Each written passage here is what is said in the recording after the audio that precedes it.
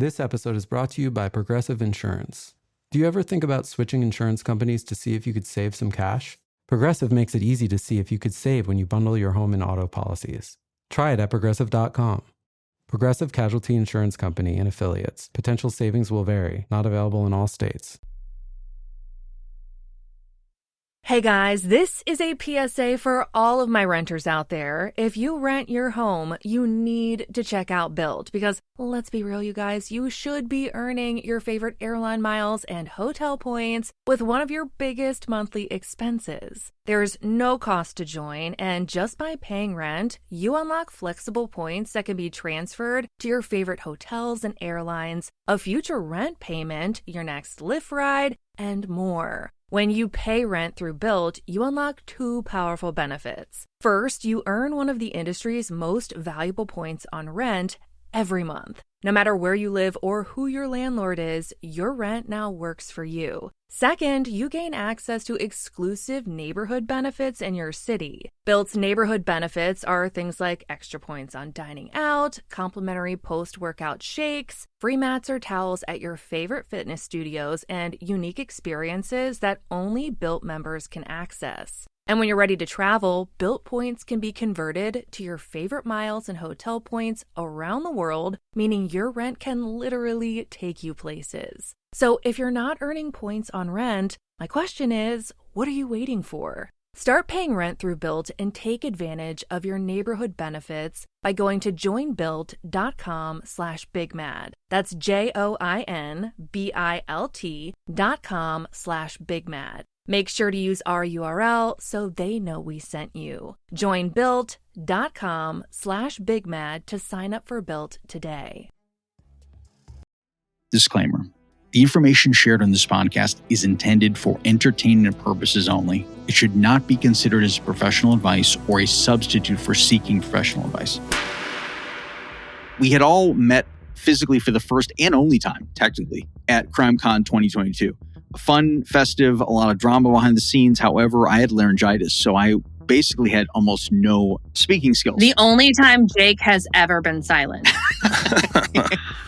We had so many conversations about doing podcasts about ghosts and cocaine bear. What's up on a haunting? I still want to do ghosts. I still want to do a ghost story. We do. Yeah. That would be fun. Anybody who's willing to take the bait, me and Jake are willing to interview anyone that has a ghost story. If you've been haunted, please reach out. bigmadtruecrime@gmail.com. Okay, bye. It's constantly on women to walk away from everything they've earned, everything they've built, everything that's a part of their story, to start at zero. And these men don't have to. Domestic violence has no equation that you can plug these things into and see what's going to happen unless strangulation is involved. And then it's like a roadmap to what's coming. I mean, just really, like Heather said, play that back. Your chances of homicide increase 750% for people who have been previously strangled compared to victims who have never been strangled. I was raised by a homicide detective, and so my dad would just tell me about his calls for the day, and that was my bedtime story. And like, nobody just was like, hey, pass the salt. It was like, oh my gosh, my partner fell into the river today, you know, or like my arms went numb because I got cocaine spilled on them. So like very normal stuff. I'm Jake Deptula. And I'm Michele, Locke. And this is Lovelust Fridays. Here we delve deeper into the topics, themes, and stories featured on Lovelust Fear. Today, Michele and I are excited to welcome two very special guests, Heather Ashley and Kyle Ashley. Heather is a violent crime intelligence and reduction specialist, as well as the host, researcher, and writer of Big Mad True Crime. Kyle is in the Navy Reserves, former law enforcement officer, editor and producer for Big Mad True Crime, and host of the Critical Incidents podcast, where he features unfiltered conversations about pivotal, heart-stopping moments in people's lives. Heather and Kyle, thank you so much for joining us today. Both of you bring so much experience and insight to the table for a variety of reasons. We'll go with each of you first. Can you tell us a little about your careers outside of podcasting? Let's start with ladies first. Heather. Yay. Because who runs the world? That's exactly. We do. I know. No argument. Smart men. I think everybody knows me from podcasting, but Besides podcasting, I do criminal intelligence specifically for violent crime. And I do have to be a little bit kind of wishy-washy with how I describe it because it does have a lot of sensitive and case-specific information. But I do my best to try and prevent crime from happening in our area, along with the help of some pretty incredible people. And when we can't prevent it, I do try and do everything that I can to help local, state, whoever law enforcement to close as many cases as possible. Mind you, they are phenomenal, but I do try and help any way that I can. Well, that's awesome. I try not to suck. No, you did 100% grade A, like A+++ job of not sucking. So Kyle, can you top that? What Heather does? No, I can't top that. I like to help Heather with whatever she's working on in whatever way that I can. A lot of the stuff that I do outside of the podcast has to do with military. I do a lot of training for military police in the Navy. And then I work all of the inaugurations or the Special Operations Command. I like to go down and help them with all of those things. And so really it's just the continuity of government. That's kind of where my wheelhouse is.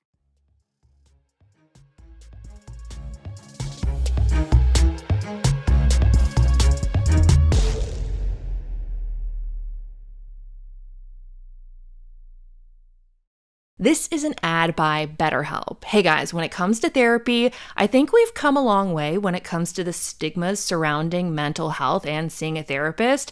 I personally have no problem telling you that I go to therapy every single week. But it is hard not to notice that when it comes to men going to therapy, it feels like the stigma is still strong with that one. 6 million men in the US suffer from depression every year, and it's often undiagnosed. There is nothing wrong with talking to a professional about your struggles. It's actually the professional's entire job. My husband's therapist is an absolute gem, and there's something to be said about a completely neutral party that can hear every concern, thought, or struggle you're going through. You never need to go through it alone, and if you don't know where to even start, BetterHelp can help with that. BetterHelp has more than 35,000 therapists and is the world's largest online therapy platform. They've served over 5 million people globally, and it works. Just peep their 4.9 out of 5-star rating in the App Store from over 1.7 million reviews from clients. BetterHelp is as simple as it gets. You can join a session with a therapist with a click of a button, and you do it on your schedule, so it's as convenient for you as possible. You can also switch therapists at any time because sometimes it does take a few tries to find the therapist that feels right for you. As the largest online therapy provider in the world, BetterHelp can provide access to mental health professionals with a diverse variety of expertise. Talk it out with BetterHelp. Our listeners get 10% off their first month at betterhelp.com/bigmad. That's betterhelp.com/bigmad.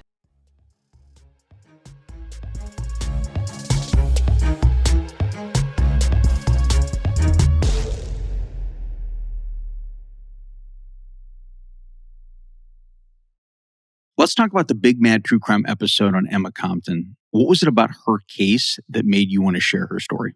So I actually heard about this case from Haley. She does such an amazing job working with families, and she worked with Shauna, Emma's sister, with another podcast that I absolutely love. And she was like, hey, would you be interested in covering her case? And then because the case happened in Virginia and there was a lot of communication issues between Shauna and the Halifax County Sheriff's Department, I was able to kind of step in, talk to Shauna, and try and explain to her how the legal system works in Virginia, why they may be saying or doing certain things in a particular manner in Virginia, what it means for the case. Should she be worried about this? Should she be worried about that?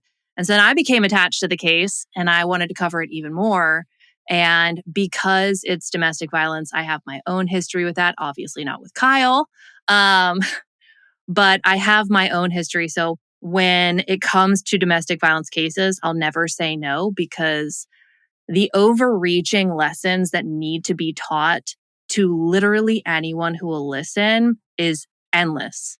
We have so many questions of, why didn't she just leave? Why doesn't the justice system take these things seriously? What is probable cause? How can the police step in? all of those things. I feel like the more people know, maybe we'll stop asking, why didn't she just leave? And instead shift the focus to why didn't anyone stop him or why didn't he stop himself? You guys have shared a ton of stories over time, but what about this case in particular stood out to you? And let's start with Kyle first. The biggest thing that stuck out to me about this case was the length of time it has taken to bring charges. And as the case unfolds in court and we see it play out, we'll know a little bit more about what's going on behind the scenes. But the amount of time it's taken from just reading the evidence and the information that we do have, I would like to know why it's taken so long and what part really pushed the grand jury to bring the charges. Heather, what about you? What was it that stood out about Emma's case that you're like, yeah, we got to do this? I think when it comes to Emma, it's the fact that she could be any of us. And sometimes I think there's this narrative that only weak women fall prey to abusive men, and that's absolute bullshit. She was independent, she had her own business, and she worked to get to a point where she was able to own the business that she did own at the time of her murder. And I think that sending this message that you're not weak if you're being abused, and also you're not immune to abuse if you're a strong woman, needs to be shared far and wide. I would say, honestly, sometimes the strongest of the women are the most likely victims. I mean, sometimes you got really independent, smart women, and they fall for it hook, line, and sinker. They put themselves in dangerous situations. Like, you may be book smart and you may be really smart in the realm within which you operate, but you take that person out and put them in a different environment that they're not used to, they've not functioned in before, and they become a prime target no matter how smart they are. Well, I also think abusers are just really good at what they do. It's never this, I met them, they abused me thing. It's the tiny etching away at what the person once was. And by the time enough pieces have been taken away, you don't even know how to rebuild. This is just your normal now. So it's not like it happens overnight and these strong women all of a sudden lose everything that they thought they once were. It's like a million tiny cracks in a mirror, and eventually you can't even see yourself. Yeah, because you look in the mirror and you don't recognize the person that you were 10 years ago. And they are smart about it. I mean, they get you in hook, line, and sinker. And then once that wedding ring goes on, or they know you're stuck, or they know that you're committed to it, they chip away piece by piece by piece. And there are times where I know some that think that no matter what they want to do, there's no escape. And I think that's the scariest position to be in at times is no matter how smart you are, how sophisticated you are, no matter how good you are in your career, in that home life, there are times where you don't think you have any other options. You don't think there's an out. You don't think that you have even the strength to get out, because the strength to leave someone like that sucks up every bit of energy you have. And then to do it safely is a whole different ballgame. I mean, it's just, to those that get out, it's amazing because it's quite the struggle. And then those are the victims that don't get out and end up dead. We got to do something to fix this, you know? They put in effort to make sure that it's as difficult as possible to leave. They want to make sure you feel provided for. So you quit your job and you become a stay-at-home mom, and then you don't have the financial resources to get out. Or you have kids, and while this deadbeat piece of shit has no interest in being a single father, he will scare the absolute piss out of you by acting like he's going to take your kid if you leave. And he's going to paint you as a terrible mother or something like that. Or they isolate you and they don't let you see your friends. They guilt trip you into staying home when everyone's going out. And eventually you haven't seen your friends enough to even have the same relationship that everyone else has with them. And now all you have in this world is your abuser. And then your gauge of what is happiness and what is sadness is skewed, where you might see these tiny wins as massive wins. I remember thinking like, oh my gosh, I got a hug today. Like, what a good day. And then the old me still in the back of my head was like, holy shit, that's pathetic. But then you're like, well, this is all I get today. Don't shit on yourself, Heather. Enjoy the moment. And it's easy to look back on that and be objective. But in the moment, it's such a mind fuck. Oh no, like when you walk in, it's like, oh, I didn't get the silent treatment today. Score. Yay. Yay. I'm so excited. What a gift This is what I wanted to be when I grew up. Fuck. No, it's like, oh God, there wasn't an argument today. There wasn't like the smell of ozone because you knew the mood was shifting. And I think it's important to talk about with Emma's case. She was living on property that her dad had gifted her. She built a house with her husband, and she didn't want to leave that. Her dad was so important to her. She grew up in this area. Like, this was so meaningful to her. And as we learned in the episode, like, Emma was so close to her family. So it's understandable that she would be like, I'm just going to move to the basement. Let's put some space between us. Like, hopefully this will help. And I'm sure she was also terrified of him. I talk about it in the episode a little bit. Whenever I do a domestic violence case, I always stop everyone and discourage them from asking, well, why didn't she just leave? Right. And while it's easy to say at the end, like, gosh, if she had just left the house and the land and her store and all of these things, she would have her life. But everything that she'd be walking away from was also a massive percentage of her life. She was so close to her dad, and that earth was a part of her dad. And that home that she built was a part of her dad and a part of her story. And I think so often we think about the fact that, oh, she could have just left and all of these things, but it's constantly on women to walk away from everything they've earned, everything they've built, everything that's a part of their story, to start at zero. And these men don't have to, all because they couldn't take no for an answer. And there's no easy way to fix this because, we want to go back in time and just airlift her out of that house and be like, it's going to be okay. We're going to start over. But the fact of the matter is she shouldn't have to. She didn't do anything wrong. All she did was have the patience of a saint and the work ethic of nobody I know. I mean, she busted her ass and was there for so many people. And it sucks that women keep getting put into these positions where walk away from everything you've put your heart and soul into or die. There should be a middle ground where you can survive and not have to give up literally everything you've ever done. And I think most of us don't think that the people in our life are ever going to take ours. And so that's hard to get to the final part of, where you're like, yeah, it's bad, but I'm alive. Yeah, it's bad, but he's not going to kill me. Yeah, I could leave, but me staying isn't going to result in someone killing me. Most people aren't going to think that the people that they fell in love with are capable of ending their lives. And so I think it's easy for us to look back and want to change some things for her, but she was working with the information she got. And when it comes to domestic violence, you're in love with the person you think they are, and the person that you think they're capable of being, even though that's not who they are anymore. And that keeps you afloat for a while. While you are dealing with reality, it's the who he once was that you're holding on to. Like, oh, it can get better. He can do this. We can do that. It's not going to get as bad as now we know it got. But I just hate the idea that any woman has to choose either everything she's ever worked for or her life.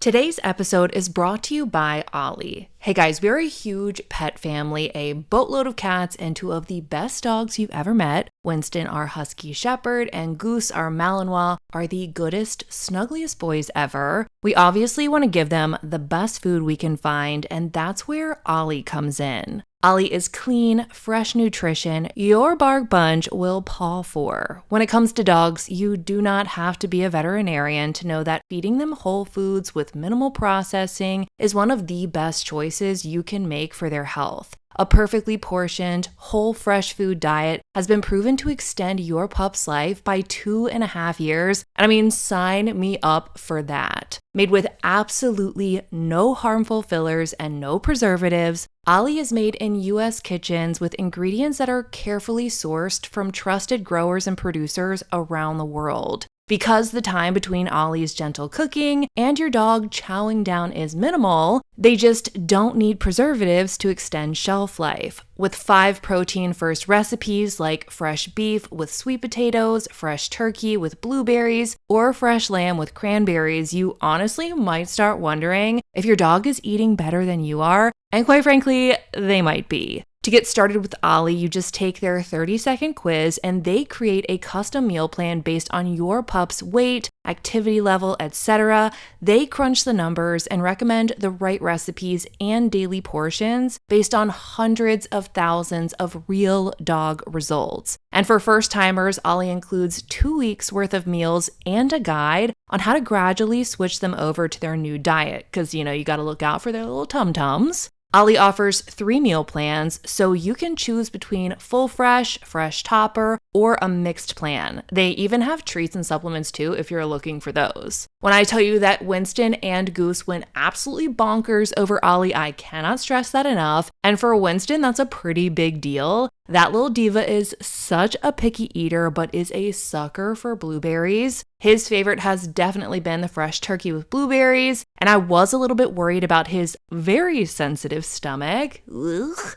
But honestly, we have been okay. Give your pup a fresh start this new year by letting them taste test a personalized meal plan with Ollie. Head to ollie.com to tell them all about your dog and use code BIGMAD to get 60% off your first box of meals when you subscribe today. Plus, they offer a clean bowl guarantee on the first box, so if you're not completely satisfied, you'll get your money back. That's OLLIE.com/BIGMAD and enter code BIGMAD to get 60% off your first box. Start your dog's new year off right with Ollie.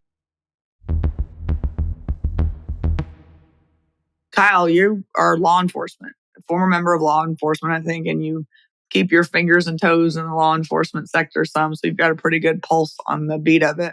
What were your thoughts on how they handled the investigation into her disappearance and ultimately how the murder investigation was handled? The first thing that I noticed just from the information that was presented was when they called to report her missing, that I didn't see any evidence that they went to the house immediately and just looked for stuff. All of the missing person reports that I've ever done and all of the investigations when it comes to missing people is that you start where they live, right? And you start where they were last seen. And that is especially true because a lot of people will be at their house, like in the basement, right? So like, I don't know where they're at. They aren't answering their phone. They're just ignoring you. They're at the house, right? Or they went somewhere. And I think it's really important that the sister, Winona, when she went there and she said, hey, all of her stuff is here. Credit cards, her car. Yeah, she didn't leave. All of this stuff. Well, that gives police a good understanding that that is the place. Like she made it home from work, right? The vehicle made it home from work. Her stuff made it home from work. And so from that house is where she was last seen. And so that's a good place to start, especially with the land there. I know that they did some type of searching of the property or the surrounding areas. And obviously the volunteer had a heart attack, which was something they had to deal with. But one of those would be the biggest thing that I would do. And also, we're talking about a very small town. So Halifax is not a big place. There's not a lot of people. The law enforcement in that area should have a good understanding of what businesses are in there and how well known Emma is, right? I'm sure they go to that store often, that they interact with her, they interact with the husband. They should have had a better understanding of that. As the case kind of unfolds and keeps going, the interviews with the sister should be more prevalent, and the communication on trying to tie things to Emma and not just, oh, she might just be somewhere else. She could be in Mississippi with her sister. I mean, there could be a million different reasons of why they didn't do a thorough investigation. But elementary, we go and look at the house. We go and knock on doors and neighbors. In trial, I follow the KISS method, keep it simple, stupid. And in criminal investigations, and please, Kyle, correct me if I'm wrong, but what's the most likely reason or what's the most likely scenario that occurred? You almost always immediately look at the loved one. You go to the house first and you look at the house. And if she made it home and all the obvious stuff is still there, like the credit card, it's almost like a duh.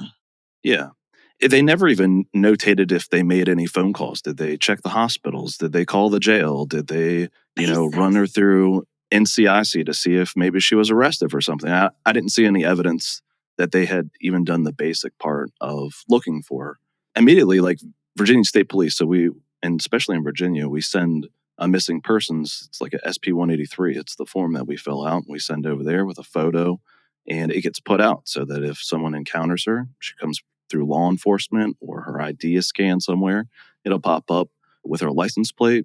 If that gets scanned, it pops up as a missing person. And I don't know that was ever done, at least not in a timely manner. Did they ever bring dogs to the property at first? I don't know that I saw that. Because to me, you got a missing person, you got a car at the house, you got a credit card there. And to me, you bring out the cadaver dogs. To me, that's one of the first things you do. Yeah, it appears that they did bring out dogs, at least a cadaver dog, during some portion of the investigation, which they did hit on one part of the search, but it wasn't associated or affiliated with the disappearance of Emma. Yeah, because if a dog hits, they're smelling the scent of decomposition, but it could be contributed to many different things. No dog is going to be able to hit on the specific scent of one person's decomposition. So it can be an animal, it can be other forms of decomposition. So while there was a hit, whatever they wound up looking into, they couldn't find anything to tie it to Emma. Mm. And then she was found, right across the property line, right? Yes. Yeah, there was an electric fence at the end of her property line. I think it was like 200 to 300 feet outside of the property line. So whomever, and I only have to say whomever because legal stuff, whomever did this to her likely didn't have any help, didn't want to ask for any help, and had limited strength and mobility. This person would have been limited in the time they had to dispose of her body, in the strength that they had to dispose of her body. She was found in a red sleeping bag. So whoever this was understood that moving a non-living person is difficult. When you are alive, you have a center of gravity. None of us are aware of it at the time because we're only experiencing one of these things actively. But when you lose your center of gravity, I don't know if you've ever caught somebody who fainted or something like that, it's a lot harder to hold them up because they're not helping you keep them poised. And so if you try to move a dead body, everything else is going to move at the same time. They're not helping you by like hooking their arm around you or holding on to you around your neck. It is very difficult. It is a lot of weight. Rarely are we ever lifting large things over 100 pounds. Yeah, so when they show in the movies how easy it is to move a dead body from the trunk to something else, I'm like, yeah, that's not a dead body. I'm like, I mean, it's just not. It is. It's dead weight is literally dead weight, and it's not what we see on TV. He would have likely just dragged that as far as he could. We know that she was found in a somewhat shallow grave. I think a lot of people who watch movies and TV assume that digging a hole is easy. Digging a hole is the fucking worst. Have you ever had a garden? My God. These people, they go out and they're like, oh, I'm a criminal genius. I'm just going to dig this grave. Like there's a reason that people use equipment at cemeteries. It's not simple to dig a grave. And so this motherfucker just got tired and was like, oh, never mind. Yeah. I figure nobody else is going to be out here. Again, this is a very remote area. It's not densely populated. So the chances, as we see in her case, of anyone just stumbling upon this is 0 to a hunter. The only person who is going to find her is likely a hunter or some kid who decided he was going to build a fort, which thank God it was the hunter. But either way, horrible. He was banking on the fact that, or she, because this is alleged, because it hasn't gone to trial yet, they were banking on the fact that nobody was going to be out here, so it wouldn't really matter. My laziness, my tiredness, my this is too hard, the soundtrack of that asshole's life came in full force when he was trying to dispose of Emma. And it's because of that, thank God, that she was found. I wish it was sooner, but it is due to the laziness and the dumbassery that, thank God, she was eventually found. I like that word. I might have to put that in my repertoire, dumbassery. But here's what I think is odd in particular, is they literally didn't search her house until after the body was discovered. Like, WTF?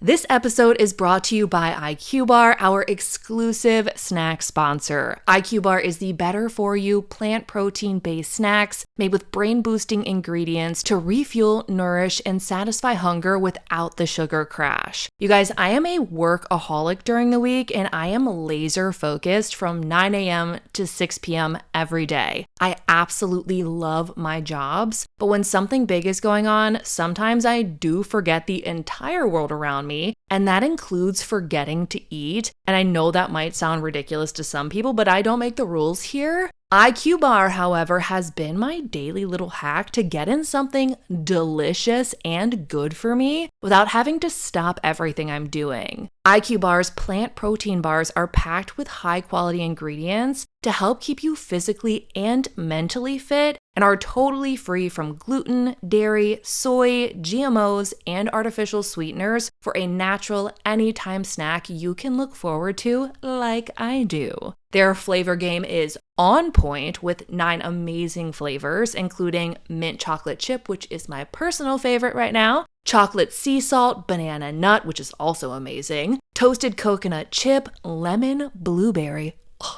so good, and peanut butter chip. Honestly, I truly love the mint chocolate chip, but I have never tried an IQ bar that I didn't want more of. And right now, IQ Bar is offering our special podcast listeners 20% off all IQ Bar products plus get free shipping. To get your 20% off, text BIG to 64,000. Text BIG to 64,000. That's BIG to 64,000. Message and data rates may apply. See terms for details.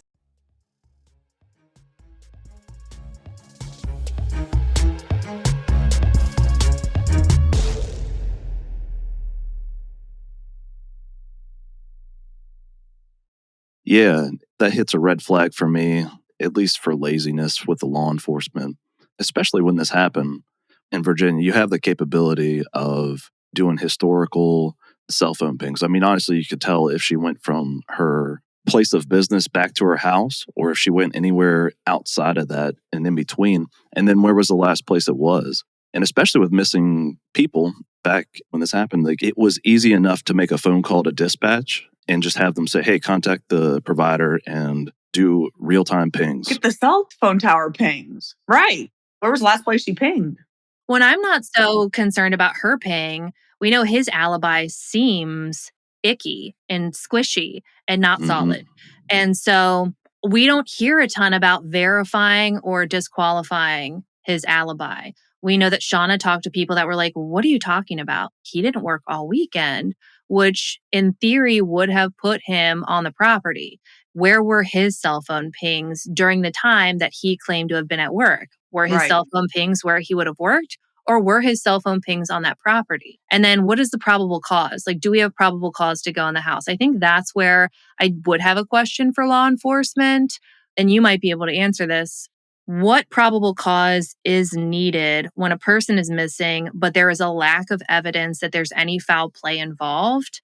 Obviously, police need to take into account what is normal for the person. So Shauna felt like police weren't taking her seriously when she was like, this is out of character. She would never do this. Something is wrong here because the room was clean and now it's messy. Police can only go based off of the information that they're given when dealing with a missing person. The context clues from the people who are close to the missing person are extremely valuable. What were her patterns? When did the patterns break? When did people stop hearing from her? And what probable cause is needed past simply asking for a consent search of the house? Because he could have said no and then they couldn't have looked, versus what law enforcement would have needed to get a judge to sign off on a warrant to allow them to search without his consent. Well, and that's why It's so important for law enforcement to be trained on how to write an affidavit and how to tell a story, because you have to give the judge something to think, okay, that's enough for probable cause. But some of them need to be English majors. But they need a lesson in storytelling.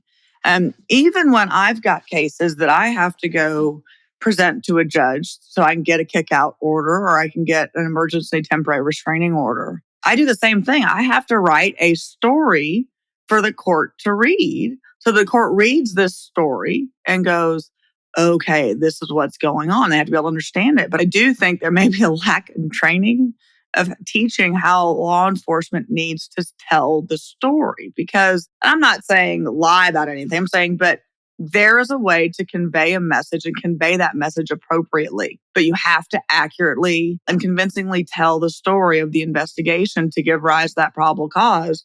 And I got to tell you, I think that is missing in a lot of reports. Sometimes there's grace to be given, particularly in small departments. Correct. So when you have small departments and you're learning how to investigate from investigators who are old as Methuselah, and man, I need to put out, where's the list? I can start writing down words I'm stealing from you. I love it. So if they're only being taught what the last guy knew, you're going to get more and more limited. I've worked with large departments and small departments. I have so much love for small departments that wear no ego, where they're like, yeah, we just want to be more efficient. Like, what do you need? And so when I'm like, oh my gosh, I'm so frustrated by this report. I need this information and reports from now on. And they're like, done, no problem. But then you deal with departments that have ego problems and they're like, who the fuck are you? Or you can't tell me anything. I'm the detective. It's like, cool. Well, your boss told me to help you. So let's work together because no one's here to make you suck. All of us have the same goal. I hate the ego. Just check it at the door. You're a public servant. I'm trying to help you do your job better, which helps the public better. This is not about ego. And I think we all know this. Every day of my life, I learn something and I don't know it all. And I can sit on the bench with a black robe. I don't know it all. And I'm more than happy to have someone say, Judge, you're wrong. Here's the law. I'm more than happy to have a judge tell me, Miss Locke, you're wrong on the law and here's why. Okay. There's nothing wrong with being wrong. You just fix it. And if you fix it, you become that much more useful to the public you're being paid to serve. Yeah. Thankfully, most of the departments that I work with are just the best. I've met so many incredible police officers, detectives, chiefs, deputy chiefs, sheriff's department, you name it. But the reach of people who get to small departments like Halifax can be pretty limited because their statistics are never going to be terrible. And funding for programs that give them outside assistance and training and anything are going to be limited as well because they're so rural that no matter what happens, their statistics will likely never be so bad that anybody thinks to qualify them for an additional grant for services. I couldn't agree with you more. The small departments get screwed. Yeah. Because they don't have the statistics that are going to the feds. They have this many aggravated sexual assaults. They have this many murders. They have this many attempted murders. They have this many gang RICO cases and engaging cases. They don't have any of those things. And so where are the resources going to go? It's like the squeaky wheel gets the oil. Yeah. And then that doesn't make it any less devastating for the family who's just begging for answers. There's just a lack of training, which is totally separate from the fact that this family is in complete and utter devastation right now. And they have no idea why the department is not responding the way that they feel like they should. There is this just gray black hole area in between law enforcement and families sometimes where both might be doing their best, but it seems offensive to the other one, even though maybe it wasn't the intention, but it doesn't change the outcome. It's hard for me to argue. Yeah. They had an opportunity to assist or to get assistance from the state police. All the time. Virginia State Police doesn't fuck around. Those guys are waiting for a moment to help. We have the Rangers, we have DPS, we have the state troopers. They're looking to help out. They're like, sure, we'll help out. I work with state police in Virginia all the time, and they're some of my favorite people. The people you can call and be like, hey, I need this to happen. And they're like, when and where? It's like, give me the time, give me the place, see you there. Phenomenal. Let's talk about where things are today in Emma's case. Her husband was arrested and charged with her first-degree murder, but that's about all we know. We don't know what led them to those charges after so many years. Michele, do you have any insight as an attorney? Why it took so long? What evidence they might have? Is it a smoking gun type situation, or is it just building up all the circumstantial evidence over 7 years? I don't think that law enforcement and prosecutors, because this case has been going on long enough that I would be willing to bet that the prosecutor's office was heavily involved in the investigation, would be my best guess. Because on that long of an investigation, they're not going to get that indictment unless they are pretty darn sure of what they have to, because they've got to prove beyond a reasonable doubt, right? And so I just don't think after that many years that it's just circumstantial. They're going to have something else, is my guess. And it's totally a guess, but it's an educated guess. But I don't think this case is just circumstantial. I think they finally got something that can do more than just make it a coincidence that he was there and she disappeared and it looks like he did it, or whoever did it, whoever's accused of it. I would suspect there's something tangible. Yeah. And I want to follow up with Heather and Kyle on the same question, but I have one more. And I actually want everyone to kind of talk about this. What do you think about the first degree charges? Because that means that it was planned, right? Well, first degree is different in every state. So I don't know what the interpretation of first degree in this state is. I just don't know. I can tell you what it is in Texas, but typically first degree is you really didn't like the person, you really wanted them dead. Typically.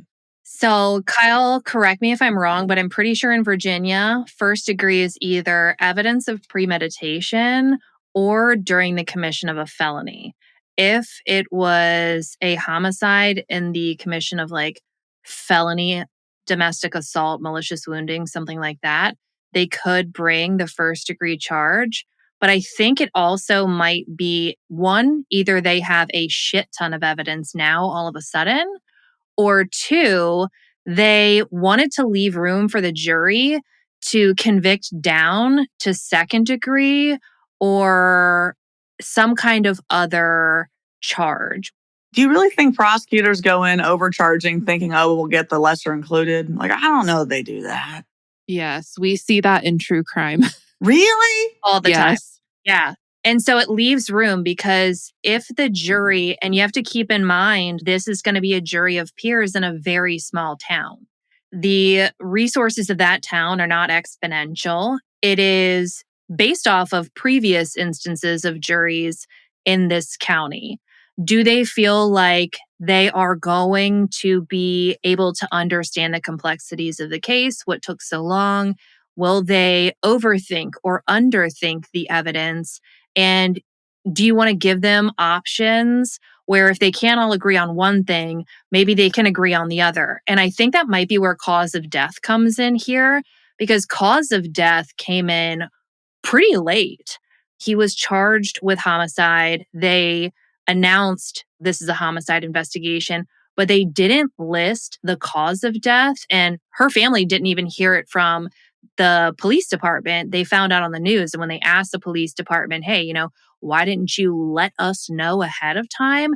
That detective was like, I'm going to be real honest with you. I didn't even know it was getting released. So there's somebody else who maybe was like feeling the heat here and was like, oh, fuck it. Like, just, I'm going to tell my friend at the media because I'm close with this one reporter or something.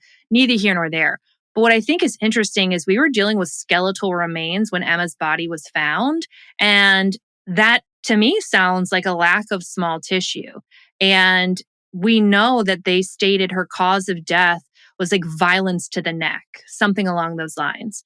And that's not the easiest thing to tell when someone is skeletal remains.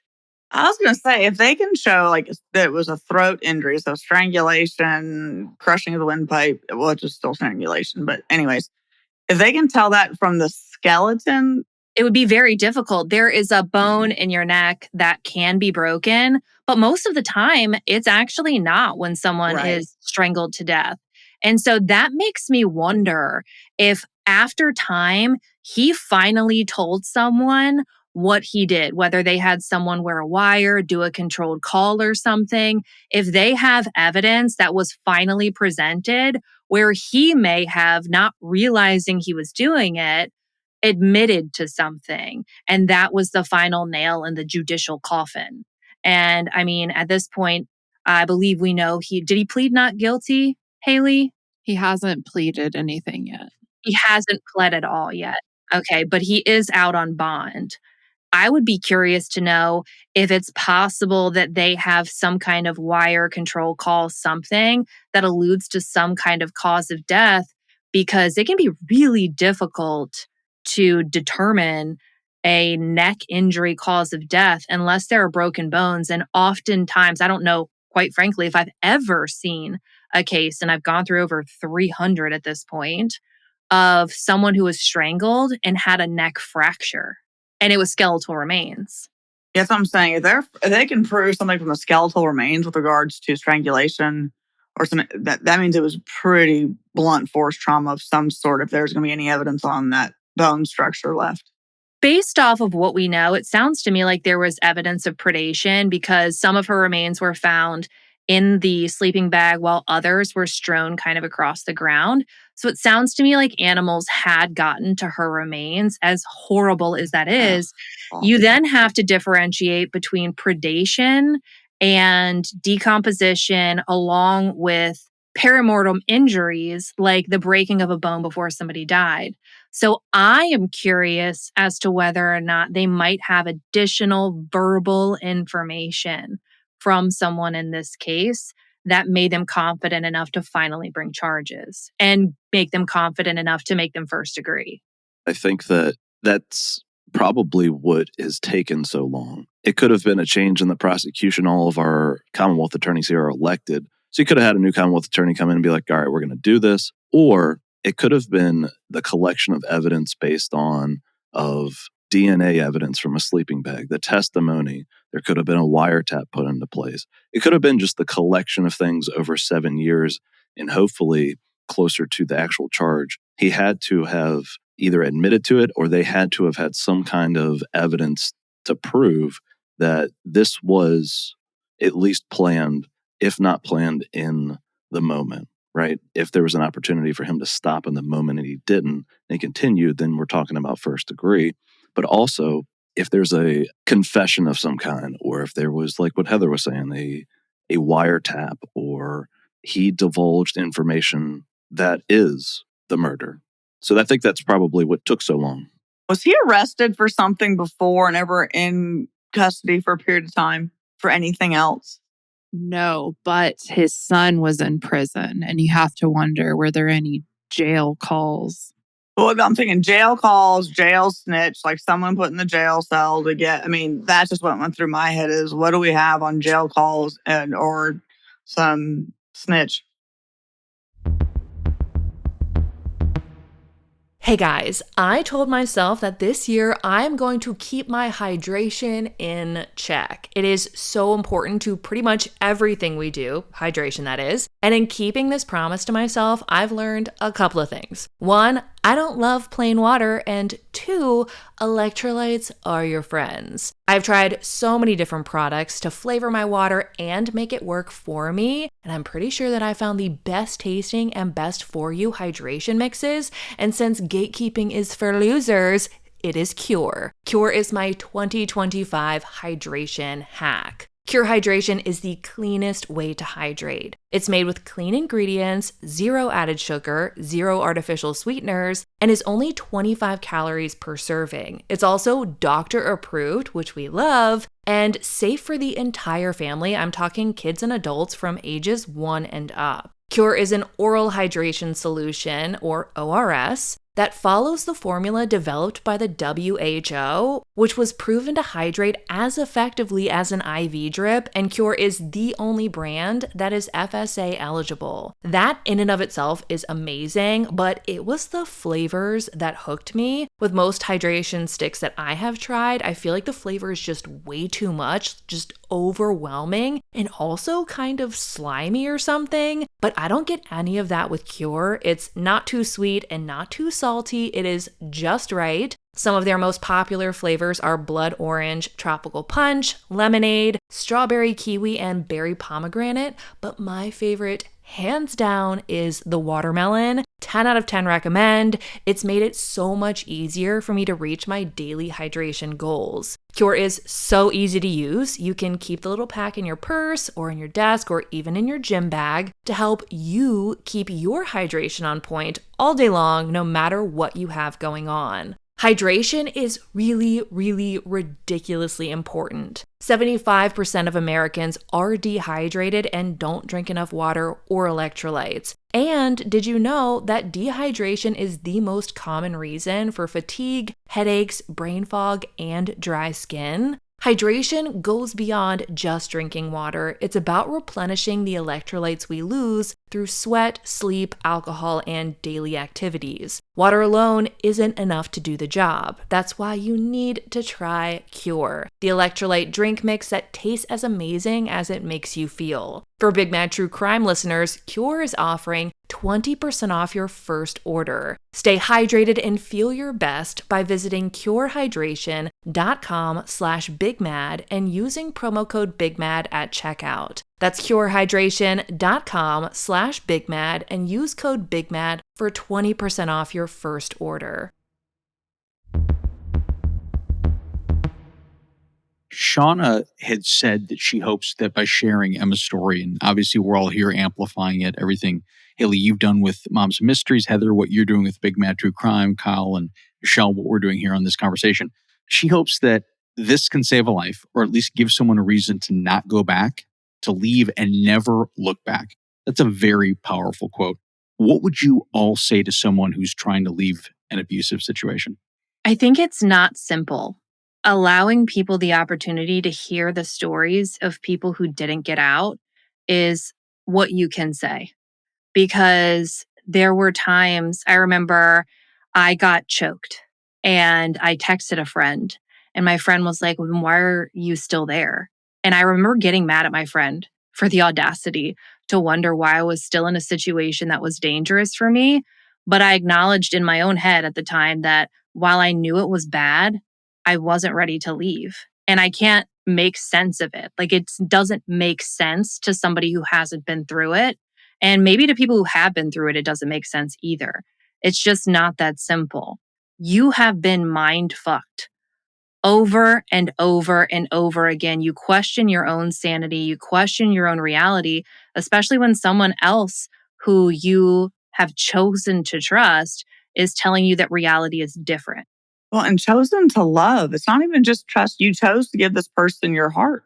Yeah. And so I think I wish that I had had more access back then to hear about other people who had been through it, because you wonder if you're being dramatic or if you're the problem or if you deserve this. And all of these things go through your head because you're just trying to find a silver lining so that you can breathe. And you go through a million thought processes to figure out what the fuck you're supposed to do. And there's always that old you in the back of your head being like, girl, this is fucked up. You shouldn't be here. But then the new you is also like, but you're not ready to leave. I wish that I had heard other people's stories so that maybe the part of me that was making excuses for what I was going through or making excuses for what was happening to me would have shut up a little bit. And there's no easy thing you can say to someone that will make them ready to leave. I know now from podcasting and then also my job in intelligence is that strangulation is a lethality factor on every plane. So don't quote me on this, but I feel like I'm right. It's something like in a domestic violence situation, if your abuser strangles you at any point in time, I think you're 700 times more likely to be killed by that abuser. Well, yeah, because choking you is attempted murder. I don't care what anyone says, or cutting off your airway. That is designed to kill. Well, and plenty of things happened to me that were violent and uncalled for and inexcusable. And that didn't particularly, I mean, I guess it did, but it kind of blended in with all the other shit that he did.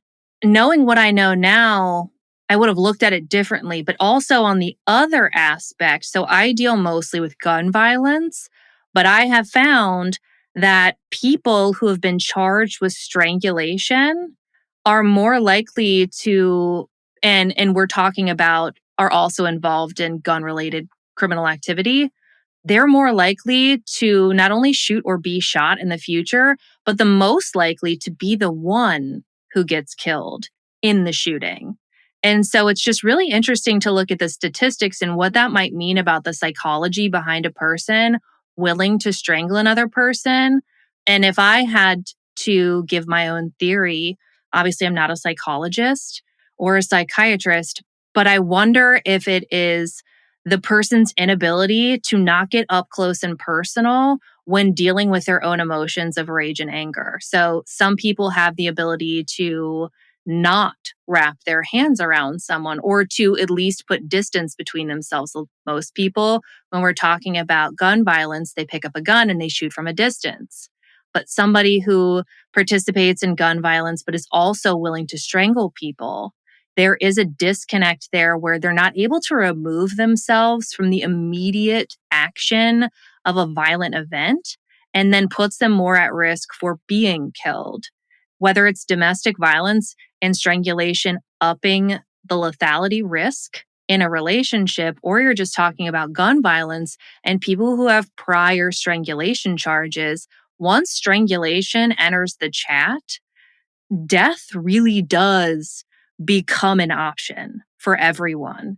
And I mean, if anyone's listening to this and their abuser has ever put their hands on or around their neck or even threatened it, please play this back to you or something. Just that is the moment. I mean, there are so many moments that could be of no return, but let that be the one where it really puts things into perspective of how bad it is, statistically speaking, and not just personally. That's 100%. 100%. Yeah. So I did a whole episode about this, and it's 750% more likely. Oh, so close. So close. And I was reading this thing where it was basically domestic violence has no equation that you can plug these things into and see what's going to happen unless strangulation is involved. And then it's a roadmap to what's coming. I mean, just really, like Heather said, play that back. Your chances of homicide increase 750% for people who have been previously strangled compared to victims who have never been strangled. And that's from the Strangulation Training Institute. Even if it was 100 times more likely, that's terrifying. But 750%, that's unfathomable. So thank you for sharing that statistic, Heather. I think that is the one statistic besides, 1 in 4 women will experience partner violence and things. But the 750%, I researched that case 3 years ago and it has never left my mind because it is so terrifying. And then you have cases where people will call the police and say that they've been strangled, and then the police won't see any injuries. And so then they're like, no, you're making it up. But only 50% of people have visible injuries. And that's one thing that I'd like to see more training on strangulation in law enforcement. Kyle, I don't know how you feel about that, but it seems like if only 50% of people are showing injuries, you obviously have to listen to the victim and have them explain what's going on. You can't just look at them and be like, didn't happen, we're moving on. That's clearly not working. When it's so difficult too, because I mean, even as a victim of domestic violence, even if you hear that statistic and you're like, oh shit, I have to go now, there's a solid chance that for the last few years, months, days, whatever, however long you've been with this person, you have actively participated in protecting your abuser's reputation. You told everyone they were great, even when they told you they were not great. you feel like you've isolated yourself and not just them. So you feel like, who do I go to now? Who's going to believe me? Or maybe they're a really charismatic psychopath and you feel like no one is going to believe you. For you to even have a home to run to that's safe, it can feel like, even if you do get out, like, what do you do about it? And I think that's where the National Domestic Violence Hotline comes in, because they'll believe you. Even if you literally just call them to be like, I'm not ready to leave now, but I need to talk to somebody about what's going on in my life so that maybe the next time I call you, it's going to be for resources. Somebody just please listen to me. And they can kind of walk you through next steps. Or maybe you can pick one friend where you're like, hey, I need you to not judge me. I had a friend like that. I need you to not judge me. I'm going to tell you everything that's going on. I'm not going to leave right now. And I know that's ridiculous. I'm not ready, but I need you to be here for me when I am ready to leave. And that's exactly what she did. So even if that's only the domestic violence hotline, you can't tell your dad, you can't tell your mom or your siblings or your friends because you feel like you've talked him up just too much, or you're worried that if you tell them and you're not ready to leave yet, that they'll judge you. Call the domestic violence hotline so that they can be your person.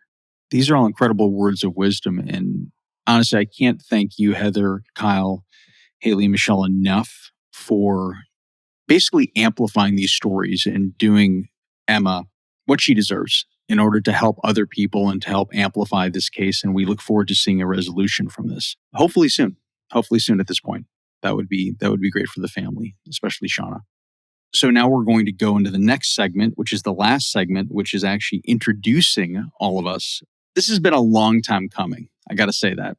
Heather, we've known each other for 5 years. Actually, well over 5 years. 500 years. We've traveled a lot of miles together. We've gone the ins and outs of podcasting. It's not always been smooth, but it's been rewarding. Let's just put it that way. I think that spiritually and otherwise, I think it's been very compelling, but I also think that it's opened up a whole new portal to understand what it's like to engage with listeners and understand what it's like to do good work that helps amplify the causes that we feature on our show. Heather started her podcast in 2019. Which is incredible. Myself and my co-host Jamie Beebe of Strictly Stalking started January 21st, 2020. Heather, going back to that time and that era, what was it like for you when you first decided to jump off the diving board and get into podcasting? Was it what you expected? I had no expectations because I had no idea what the fuck I was doing. Like, not even a single clue. Has that changed? I was raised, yeah, I think I'm pretty well versed now. Yeah, to clarify, because earlier you were like, it hasn't always been a smooth ride. Like between you and I, it's been smooth as hell. The business end of podcasting can be a shit show at times, but all is well now. I was raised by a homicide detective, and so my dad would just tell me about his calls for the day, and that was my bedtime story. And like nobody just was like, hey, pass the salt. It was like, oh my gosh, my partner fell into the river today. You know, or like my arms went numb because I got cocaine spilled on them. So like very normal stuff. And I remember the Chris Watts case was all over the news. And so I always came at everything from an investigative standpoint. And I feel like we were missing so much information for a case that was so viral. So I got all of the discovery information I found in the butt crack of the internet. And I was like, cool, I'm going to read it because I love nothing more than reading everything I can ever find. I read it and I was like, oh my gosh, there is so much more to this case that, I mean, because I have a moral dilemma of true crime falling under entertainment. Like we can't change the category we fall under, but we can do something different with it.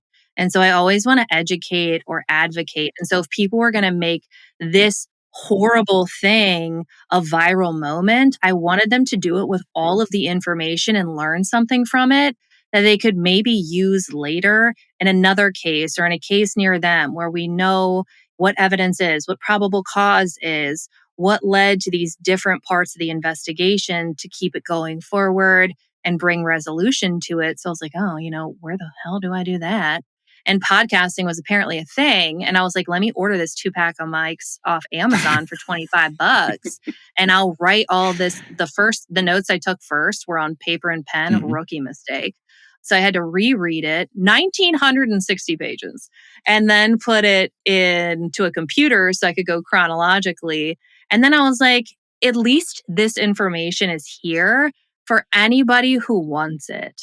And then it turns out they did want it. And they were like, you should do this case. And I was like, I definitely can. And then I kept doing it, and here we are.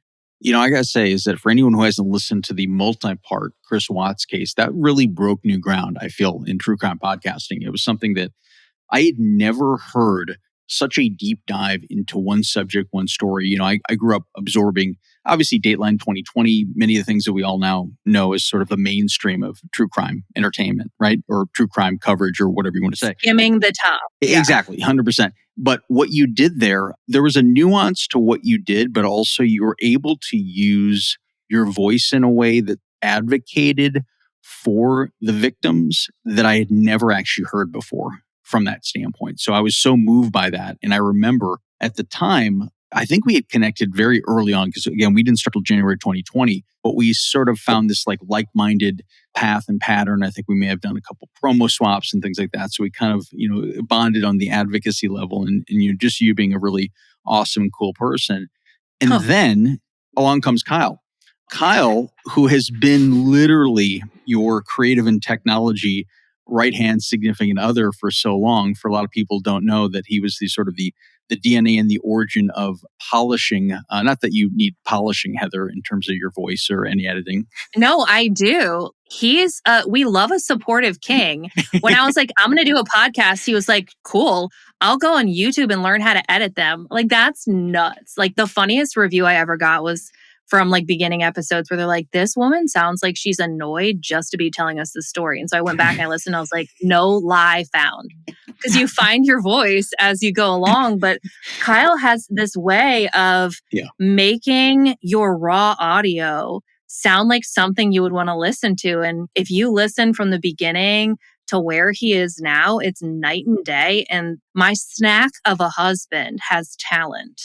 Kyle, speaking to that, the first conversation I ever had with you, you basically wanted to analyze every part of podcasting. You literally had this fascination, this sort of unquenchable thirst for understanding the editing, the technology, the sort of algorithms behind it, and what you both have built through the Big Mad Media family, let's be fair, and what you've built there. And I think it was only a matter of time, Kyle, before you were going to step into the limelight and sort of become this dual threat in the household. So why don't you tell us about how you started your own podcast? Just over editing for the past 5 or 6 years, every podcast I listened to, I tried to get like the way that they did it. So I would listen to how they edited or what it sounded like. And we all have our preference on what we like to listen to. I gravitated more towards like the cinema is in your ears. Like I'm watching a movie, but I'm listening to it. And I wanted that to be kind of a part of something that I would create one day. And really it was just an idea of interviewing people and then being able to put like the theatrical music in there and compelling stories and things like that. And Jake, you were one of the first people I reached out to interview for that. And I was like, this is what the idea is. We had so many conversations about doing podcasts about ghosts and cocaine bear. What's up on a haunting? I still want to do ghosts. I still want to do a ghost story. We do. Yeah. That would be fun. Anybody who's willing to take the bait, me and Jake are willing to interview anyone that has a ghost story. If you've been haunted, please reach out. bigmadtruecrime@gmail.com. Okay, bye. Yeah. That's not a plug, but it is because we're always looking to develop and to... It's a potential plug. Yeah, you can't make any potential plugs until we get the other one done first. We had all met physically for the first and only time, technically, at CrimeCon 2022. Fun, festive, a lot of drama behind the scenes. However, I had laryngitis, so I basically had almost no speaking skills. The only time Jake has ever been silent. And it wasn't a protest. It wasn't some sort of protest or some sort of half-assery or being at a concert the night before. It was really just pure laryngitis. And it was so amazing to meet Heather and Kyle in person, both of you. And also you took me out to a lovely dinner and we talked about collaboration and just life and everything in general. Leah D was there. I'm pretty sure I had a panic attack and you guys had to and I was, because I was at dinner and so the only time Jake has been silent, not a diss. Like that, Jake can have conversation with anyone on this planet and make them feel individual and special.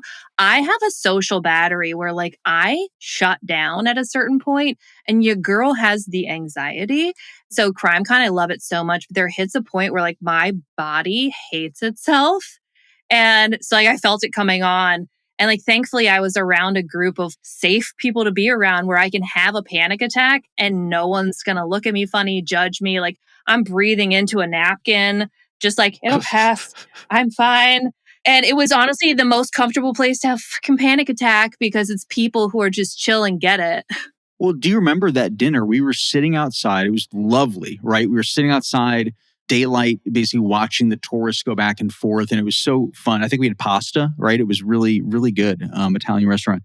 But the reason is that, Heather, you're really good at projection. And I got to say is that when I saw you sort of, lack of a better term, this is not meant to sound ingenuous, but working the room at CrimeCon, you brought a lot of happiness and joy to people, and you brought a lot of connectivity. And I always say this is like, you have this royalty about you. And I'm not even joking about this. And Leah D and I once had a 5.5 hour conversation. We were supposed to record a promo and we literally spent 5.5 hours talking. And in the last 10 minutes, we did the promo.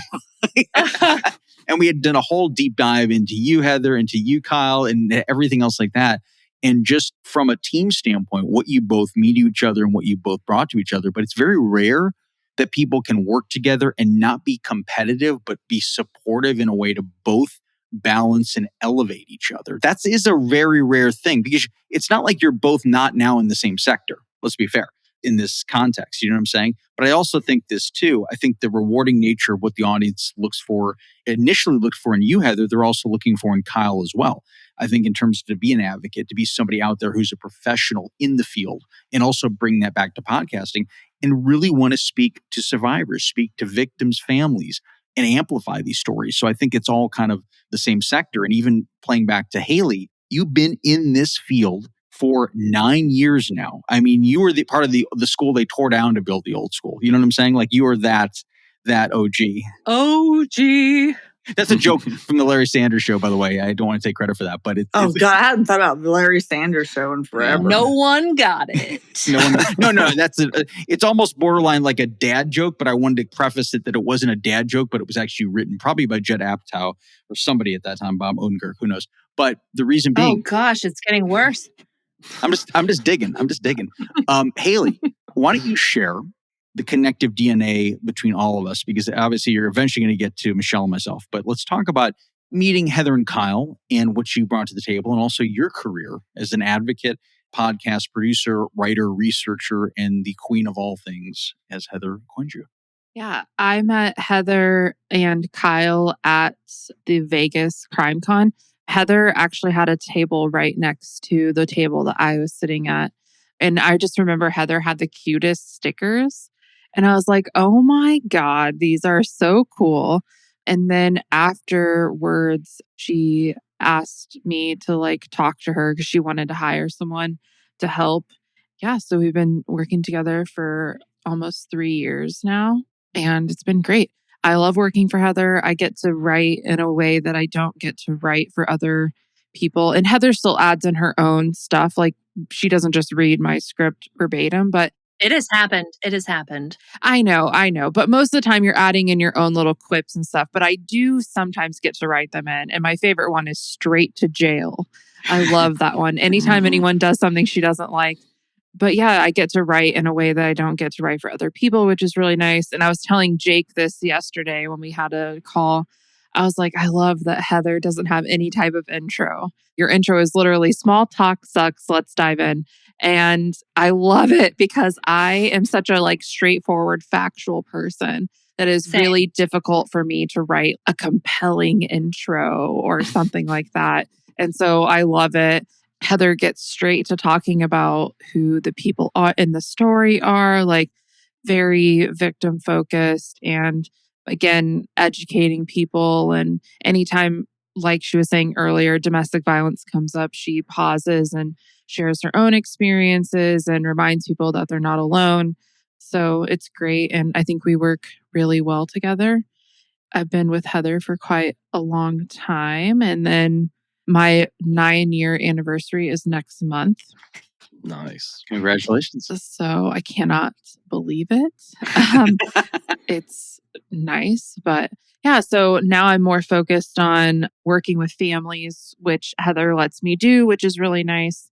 You always, at least in my experience, I always feel a million times better putting an episode out there when I've worked with the family and they've looked over the materials and made sure that it looked good. And Shauna really loved Emma's episode, and Shauna loves Heather so much. I love Shauna. Especially because, and this is what I think really got Shauna. Heather was like, I'm going to get you a therapy dog to be there at the courthouse.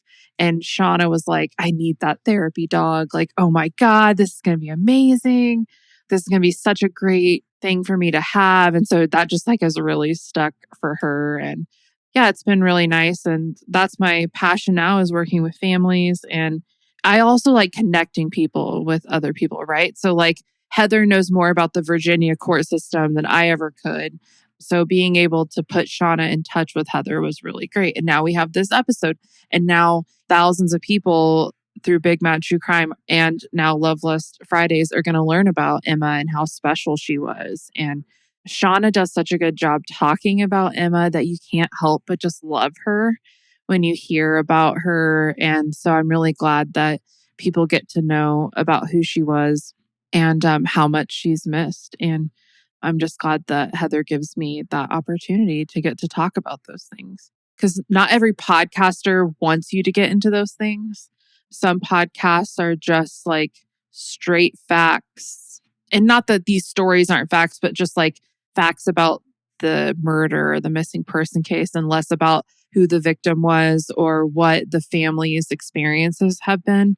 And that's always hard for me because that's really important. But Heather's always down for anything. She'll cover any case and she does such a good job. So yeah, I'm very thankful that I get to work with Heather, and Kyle's super fun. We have had some fun airport experiences together. Heather, you and Kyle advocate for victims in this way. And you both bring about a different perspective. Like Heather, you present the story with a ton of research, family involvement as applicable in that way. And then Kyle, you bring on survivors in the moment and people who have gone through these experiences or people who have dealt with other people who have been there as advocates. Can you talk a little bit about your show and how you decided to basically find people and what the criteria is for the kind of people that you feature on Critical Incidents? So it's interview-based podcast, and I interview anybody who's gone through a critical incident, and that's a spectrum of how people have had situations in their life that is critical to them. And so what we may think is critical to us or not could be critical to other people. And so, for example, Jake, you were on there, right? Yeah, I appreciate the feature. And it's good to hear those stories because, when you were describing going to coffee shops and having people who are going through mental health crisis essentially try to assault or abduct women, right? Yeah.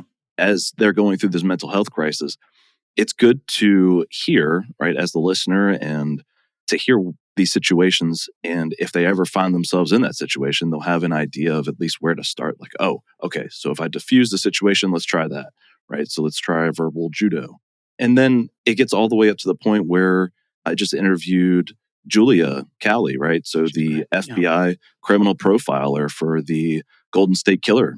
That's a lot of victims in that case and the things that she had to evaluate. And so it's interesting when you listen to it because you don't get to hear every day on how procedures are done, what the things that she has to look at, the criteria on how you're actually deciding which interview techniques based on their personality they need to do. It's really a big spectrum of what can people hear that really resonates with them or that they're interested in knowing. And so I think it's a good thing to advocate for people who've gone through situations. It's also really cool to hear how people handled the situation, because if you ever find yourself in a similar situation, you'll have an idea of where to start. You bring so much to the table. And I think that from your perspective is bringing just lay people, like myself. I'm a victim's advocate, and do podcasting and things like that. And, I've dealt with so many different survivors through the show that I co-host, Strictly Stalking with Jamie Beebe, and also now through Loveless Fear. And we've interviewed so many different people, and understanding that the power of a survivor story or the power of a victim's family story that we all basically are in sync on.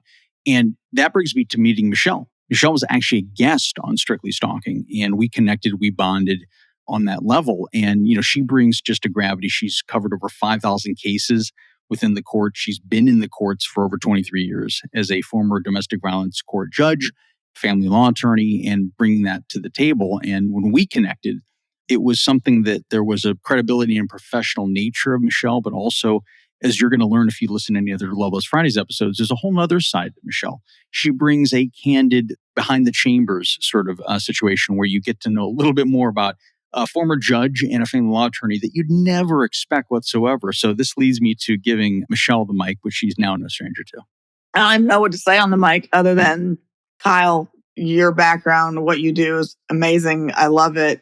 When I meet people like y'all, with what Heather has said and her insight and what she does day in and day out, and Kyle, what you do and your insight day in and day out, I kind of look at my stuff and go, yeah, that's really not much fun to talk about. And Jake always shakes his head at me, but I've been very fortunate to serve in some pretty cool roles and see lots of things from a very young age and a young professional. I was able to actually serve on a criminal jury. It was in a felony court, and the judge, who is now a federal judge now, was a district court judge at the time, was like, how did you get picked? Because I went to law school with the prosecutor and the defense attorney I knew. And so I've had some really cool experiences. And the problem is, after 23 years, you don't remember them all. So what happens is Jake and I will be mid-story on something. I'm like, oh, that reminds me. And then it's some horrific case that I have to tell. I look at our system, and it goes back to what I said earlier. I do believe our system of justice is one of the best, and I think does the best it can given the circumstances of each and every case. I usually think that justice usually prevails. The question is whether justice is enough to satisfy the victims for what they went through, right? Because sometimes those two don't equate. You can't bring back someone from the dead. You can't bring back someone who was burned over, 90% of their body. You can't change those things. But man, if we can use platforms like this and combine all of our individual knowledge into something that people will listen to, people will learn from, because I truly believe knowledge is power, that maybe we save just one person today. And quite frankly, saving just one is worth however much time we've spent today doing this. That's extremely strong perspective. And to that point, obviously, you're going to be listening to this episode on our Loveless Fear feed, which is a podcast that I host that deals with domestic violence, bad dating stories, relationship situations, sort of the dark tales told from the survivors' own mouths. So I share those stories. And then our talk show version is Loveless Fridays, which is here, the collaboration between Big Mad True Crime, Critical Incidents, and Loveless Fridays. And then Michele and I, primarily Michele, because she'll be the main host, will be doing a podcast called Lovelust Law, which will dive into some of the sort of things you may know and some things you don't know about certain cases and behind the scenes of dating relationships and how the law sort of impacts that, especially from Michele's expertise. So that's going to be something that's going to be coming out this summer at this point. So we're excited to dive into that. And I don't say it's so much expertise. It's really just the school of hard knocks, because you learn a lot from being in the trenches and doing the work and seeing how things work or not and how to explain it to people, because lawyers do a really good job of making us sound really smart and using lots of 3-letter acronyms or using big words. And I don't think that helps the public. I don't think that helps people want to go into court to go seek a protective order, to go seek help, because it's too intimidating. And it shouldn't be that. And I think, so one of the things that you and I, Jake, always talk about is like, I just want to simplify the court system. It's not this big, scary place. It's a place where you can go get help, and it is there for you. Now, does it help everyone to the same level each and every time? No, but it's not something to be avoided. It's not as scary as you think it is. Well, this is basically your role to do that, because I think a lot of people think, to be fair, the opposite. I think that very rarely do people have access to someone like you. They're not paying hundreds of dollars for an hour or facing you in court. And I certainly would not want to face you in court. I'll be honest with you right now. So hopefully that never comes to pass. We're all content creators, right? We all bring a lot of things to the table. And obviously there's challenges that come with that. Doing what we do. Like I think that there are people that talk about us in third person, maybe share things on message boards, comments. So, a lot of them positive. We have very good, rabid fan bases in the way, but there's also situations that we come into with conflict, especially when you're speaking your mind and you're getting out there. And when you're speaking for a victim or working with a survivor, it's not always an easy path because there are people that try to question that. They try to judge that. They try to basically re-victimize the people that we're covering the stories on. So for anyone who wants to answer this, what are some of the challenges that you faced and ultimately what are some of the resolutions you've come up with as a content creator and how to navigate that balance between getting the stories out there, but also dealing with people who may bring conflict to you? I'm not going to say like I didn't struggle in the beginning with criticism and, wanting to care about what everyone said and then maybe losing myself to the job a little bit. And Haley really helped me recover from that. But I think the best advice I could give literally anyone is please don't ever waste your time assuming I give a fuck. I will never think about you ever again. And that's not fair to you. You're upset about me. We don't know each other. I brought to you someone's worst fucking day. If you want to tell me that their death wasn't entertaining enough for you, I assure you, I give less fucks about you now that I do know who you are than when I didn't. And the best case scenario is that you keep the quiet parts inside. My only goal is to educate and advocate. And all I can do is create a podcast that I feel like is accomplishing those things at the standard I feel is necessary. And so if you're pissed off because I got a thing on like a Spotify comment that was like, the way you described his injuries did not make for like cinematic excellence. Rob, I don't fucking care. I truly don't give a single fuck. Say that to someone's face. I fucking dare you. You would never go up to a victim's family member and say some of the dumb shit y'all will spout out in comments, which let's be fair, most people are amazing.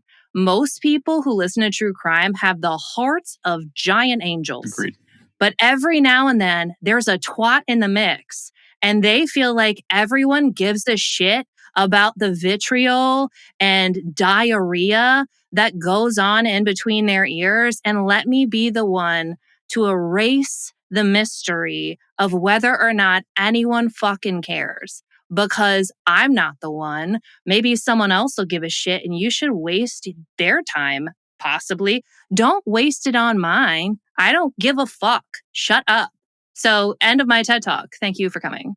That was amazing. And I agree with your sentiment so much. I think there's very few constructive criticism moments out there that we can really, as Obama would say, like teachable moments in that way. But I would also say this, by some of the coverage that I do in the other podcasts that I do, Strictly Stalking, we've had, as you can imagine, you do a show about stalking, you're going to have the stalkers reach out to you, right? And that has happened on occasion.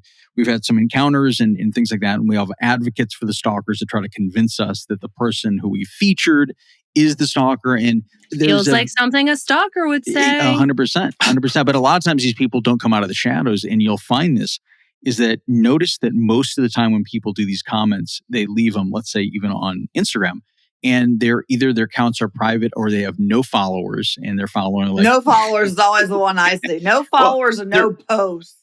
I'm like, oh yeah, you're a big tough guy. Well, we're the brave ones that are out there putting our faces and our voices and our opinions out there, right? And so you'll find a lot of people. There's very few people that would really sit here and be able to debate on any level of any sort of astute nature when it comes to advocacy, when it comes to victimization, and when it comes to true crime based on this panel here. You know what I'm saying? I would welcome anybody who has any critical thing to say. Oh, I would love it. No one will, but I would love it. No. Well, and that's the thing. This is the whole thing in the bullying culture that we sort of all face. It's not easy to advocate for victims. It's not easy to advocate for survivors. But I flip it and say, look at the stories that we're covering, look at what they've gone through. So any moments when I feel like, oh, this is just getting overwhelming, or the negativity or this or that, I realize, my God, I mean, the people that we've featured, how much they've gone through, and I have no room to complain whatsoever. I'm very proud and privileged to be in the position I am. I remember one time my dog died and I was devastated. Like the worst. I mean, gosh, that was the goodest boy. A family member of a victim whose case I covered reached out to me and was just so sweet and so kind to me and was like, oh my gosh, like I heard about Brody. I'm so sorry. Like, let me know if you need anything. This woman had lost her child and made time in her day to check on me because I lost my dog. And there are so many humbling moments when you work in crime, true crime, justice, any of it, where the amount of strength a person can have and the amount of grace and the amount of heart people can have is unmeasured. You don't truly understand strength and tenacity and the size of a soul, I think, until you've had to speak to people who have gone through pain that can't be measured. So well said on so many levels. And I know that even being out there, I mean, all of us have faced a certain amount of animosity because for some reason people have their opinions on things, and they, most of the time, they don't necessarily do the due diligence to really research, because obviously we do a ton of work, we do a ton of sort of fact checking and things like that. And our opinions aren't always going to be valued. They just aren't. People are going to enter our lives based on the content that we distribute in between whatever they're going through, right? And they need to be able to take it out on something. And conveniently, we're getting the downloads. So that's, I can't complain about that. But I can also say that I can take a lot more personally, but when it comes to critiquing the survivors or the victims, that's where I really draw the line. That's where I really get defensive and angry when it comes to that. You have these brave people coming forward and stepping forward, and then you have people who had the audacity to judge them in that capacity publicly. You know what I'm saying? Like, you can send a private message. You can do, hey, well, I didn't quite understand why you made this decision, but I support your ability to come forward and share so I can be enlightened by it. But most people just want to, not most, but quite a few want to send off something that's negative. And I try not to feature any of the negative comments, because a lot of times, even when people are, not every negative comment is from a bully, but when you find the bullies, they just love that attention. They love the validation when you do that. And so we try to stay away from that. I don't know. Sometimes I feel like you got to bring back shame. I think every now and then shame is appropriate, because I feel like sometimes ignoring bad behavior is how we inflate it. So every now and then, when there's an egregiously dumbass comment, I'll be like, hey, let's feature this for a second and talk about all the reasons this is embarrassing, but only for one person in the room. Let's not be like this person. Like, one of them, they named themselves Die, D-I-E, and they were just a complete dick and a half. And they were like, people's murders are, I think it was this one, was like, are boring me. And there are too many ads and blah, blah, blah. Like, oh, sweet baby Jesus. Let's talk about how there are therapists for this exact condition. You know what's funny about that is that people that complain about the ads are the same ones that don't want to pay the premium to get no ads. And I think that I was like, it's free, my guy. Hit skip. But like, I don't go into your business and be like, hey, you shouldn't get paid for this. No. And it's free consumable content. I think the same way. Do you complain to Hulu when you get the ads? Do you get the, it doesn't happen the same way. And I'm writing a review, exactly, and it's going to change everything. It's going to work for free now. And again, Michele, when we get reviews and we start to get that, we'll navigate through that, I think, in that capacity. Just don't read them. Listen, don't read them. Well, one, I don't for Ever. a couple of reasons. I get reviews all the time for what I do for a living. I have a group of people that very strongly dislike me. And they're usually the opposing side, because I've usually cross-examined them and they don't like that. Or they can't beat me in court. Anyways, I don't care. Like, I think I had some guy leave a message on my Instagram recently. It was like, all you're contradicting yourself is hilarious. I mean, it was meant to be a dig. And I don't remember the exact wording, but something along that. And I was like, well, I'm glad I provided you entertainment. Oh, so I'd have been like, oh my gosh, I did. Can you be very specific and tell me exactly what I contradicted so that we can talk further about it? I graciously await your reply. I don't got that kind of time. Well, I mean, that's, it's fascinating what you brought up. We were talking about people come forward to debate. That would be an interesting show to be able to call out someone and say, hey, I saw this comment. Would you like to come on and would you really like to defend your position? Because I would not want to sit facing Heather or Michele in that way. And Haley, you just need to. I wouldn't want to face Heather. I'm like, damn. I'm like, Kyle, don't piss her off. I've overthought everything I've ever thought. And so I've thought about everything that could be wrong and tried to prove myself wrong. And I also like to learn. So if you're going to teach me something, we're going to be friends. If you're going to be a dick, I haven't invented time travel, but my guess is you're going to start researching it. What is next for each of you? What are you excited about? What's sort of the next era in what you want to accomplish in podcasting, in life? I think for me, it's finding the balance between both jobs. And Haley is just an angel on this earth. I mean, I trust like 10 whole people, and Haley is in the top 5. And you could never replace that woman.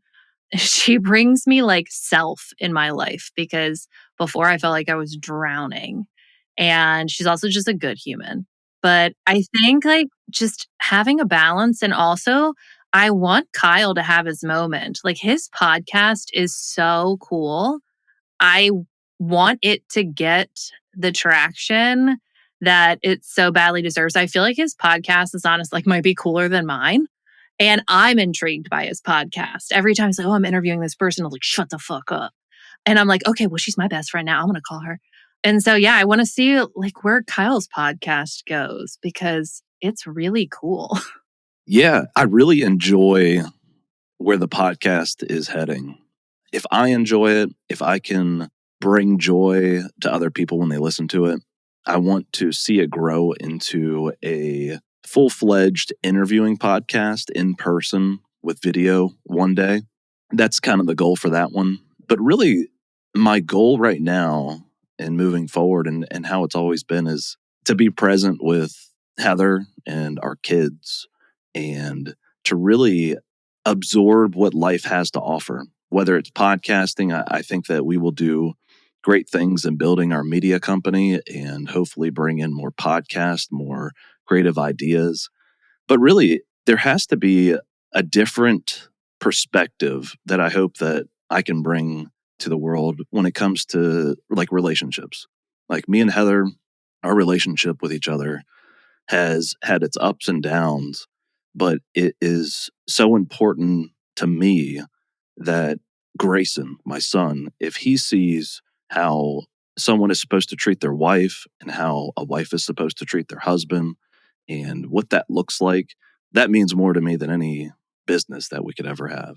The masculinity, right, in our life is always to be a provider. And if being a provider means supporting your wife and that's what's best for your family, that's what you need to do. And so those are the things that I plan on doing going forward, is just really fostering our life and what we can get out of it.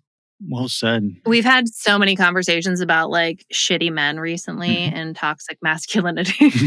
And So he's wait. just like, yeah, he's like, not in this house. Absolutely not. We're going to be a supportive king over here. What does it look like? And just raising good kids, what it looks like to support and love the people in your life, and not it being this bullshit thing where it's like, you have to be in control. You have to be the head of the household. You have to be the monetary leader. Like, fuck off.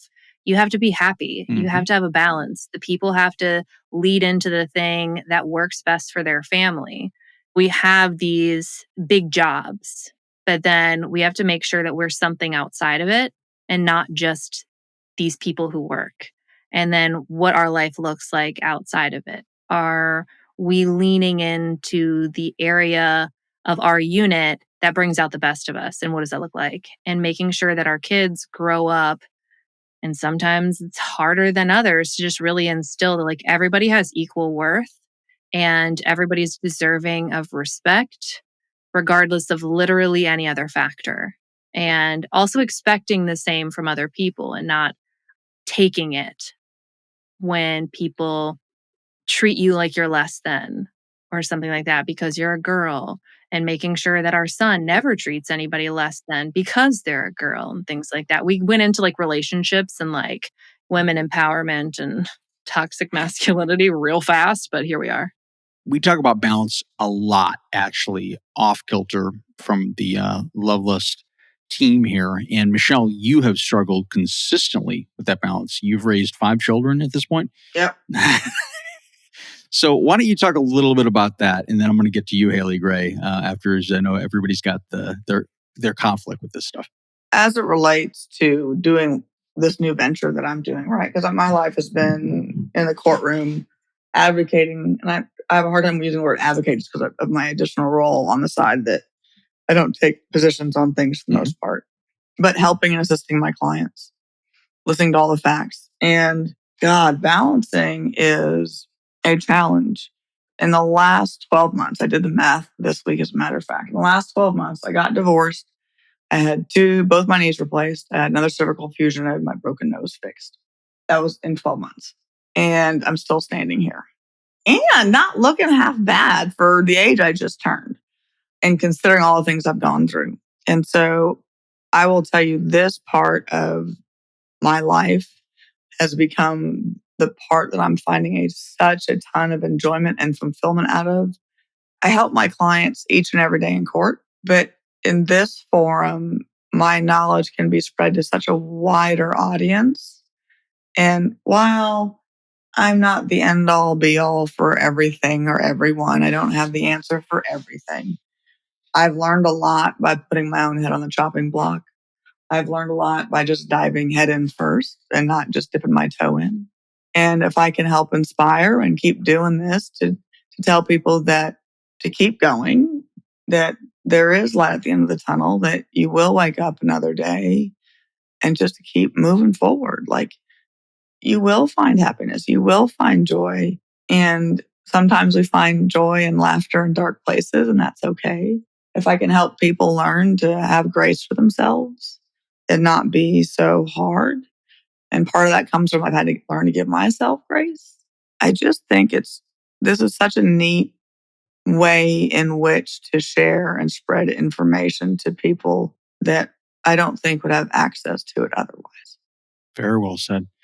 Haley Gray, you balance so many different shows, so many different projects, so many different advocacy things, and also try to carve out some semblance of a personal life. Very proud of you. You're taking a vacation next week. Woo-hoo! I'm sure everybody here is familiar with that, hopefully. It'll be nice, festive, and enjoyable, and you will not respond to any of our texts. However, tell me about what is next for you. What are you excited about? What is the next era for Haley Gray? I'm excited to continue growing as a victim advocate. I'm just released a whole program for families learning how to advocate for themselves and their loved one. That was really great and a huge undertaking, but continuing to grow that, doing more speeches, speaking engagements, things like that, just educating people however I can. And then I'm trying to learn a better work-life balance. That's very hard for me. I pretty much work constantly, but I'm trying to learn how to be better about that, like not spend the weekends like in meetings and stuff, that can be for during the week and stuff. So I am currently working on that, but that's going to take some time for me because I'm a workaholic. So I have to learn to do that. Here's what I'm going to tell you, Haley, because this has been one of my problems, and it's still something that I'm dealing with now, is at the end of your life, look back and are you going to say, I needed to work one more day? Or are you going to look back and say, I wish I had one more day with Ben? And it's kind of like, I think Jake and I talked about this the other day. It's at the end of your life, you're going to look back and think, man, I should have had one more hangover. No, you're not. You know what? I will say I should have had one more iced tea. If I just could have allowed one more, just even a 12-ounce cup.